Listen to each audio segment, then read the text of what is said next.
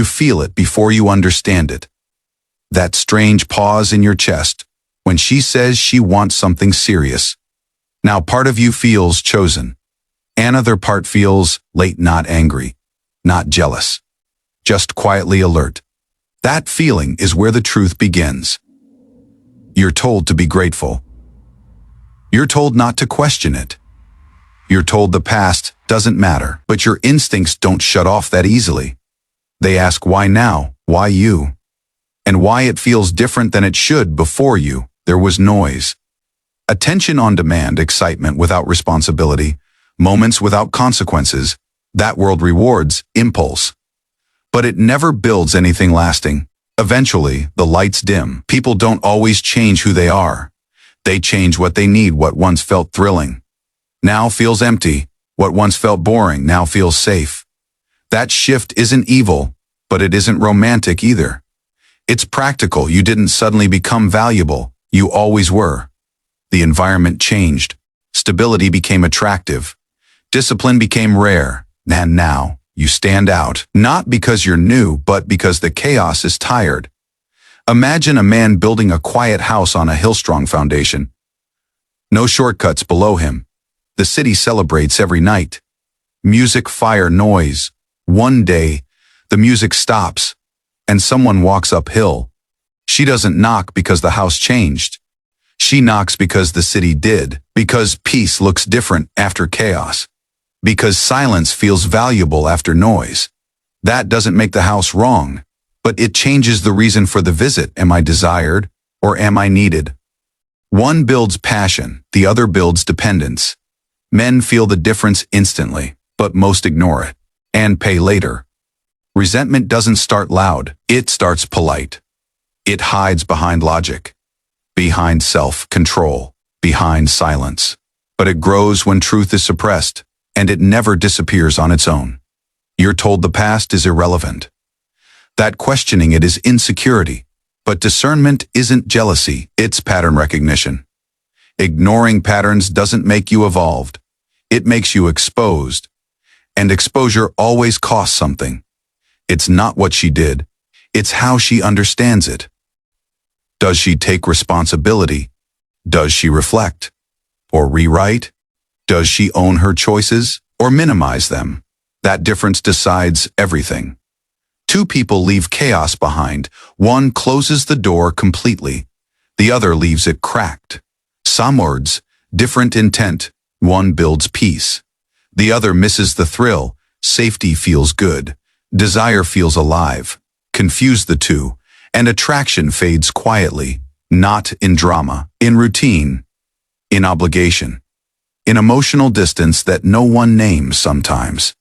She's not choosing you. She's choosing what you provide. Consistency, protection, predictability. None of those are bad. But none of them create desire by themselves. Many men become the place someone rests. After excitement, after chaos, after damage. They give commitment first, and hope attraction follows. Sometimes it does, often it doesn't. Hope is expensive when it replaces clarity. You tell yourself love will grow later. You ignore the tightness in your chest. You silence your instincts with patience. That delay doesn't solve anything. It just compounds the cost. A strong man doesn't interrogate her past. He doesn't shame her choices. He doesn't punish her for time. He wasn't part of. Weak men do that. Strong men do something quieter. They observe. They wait. Standards don't argue. They don't chase. They don't explain. They exist. And people either align with them or fall away. That's not cruelty. That's clarity. Anyone can say they're ready. Anyone can promise peace. Behavior reveals truth slowly. Consistency exposes intention. Time removes masks. That's why patience isn't weakness. It's protection. People perform when watched. They reveal themselves when comfortable. When you stop chasing reassurance, truth surfaces, not because you forced it, but because you allowed space. Space is where honesty lives. Sometimes it works beautifully. When she chose peace, not fear. When stability feels sacred, not boring. When boundaries don't threaten her but calm her. Those cases exist, And they're earned, not assumed.